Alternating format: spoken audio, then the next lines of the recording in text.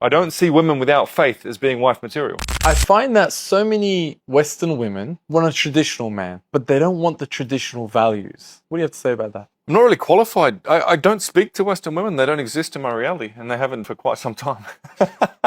I think marriage in the Western context does not make sense for a man because it's not faith-backed. You're incentivized by the Western legal system, the woman is, to divorce. I think if you want a traditional dynamic, you need to look outside the West. You need to go to places that are God-fearing. Now, where is that? Obviously, Muslim world. Soviet countries are great. They're very strict Russian Orthodox places. There are places in Asia that are very religious.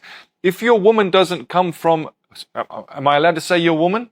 Vice gave me a lot of trouble for saying that once. You can say your man, but you can't say your woman. Anyway, I digress. The way it works within Islam is very simple. Man fears God. He is accountable to God. Woman respects and follows the leadership of the man. That's how the family functions. That's how society on the macro level functions. If you take away the God-fearing basis of marriage and relationships, to me, they're not real. There's no code. There's no accountability of either party. And that's where you get situations where Western women will be saying, I want X, Y, Z from a man, traditional values, but I'm also going to do whatever I want, whenever I want. It doesn't work because, again, it's not God-fearing. It's not backed by any accountability to a higher force.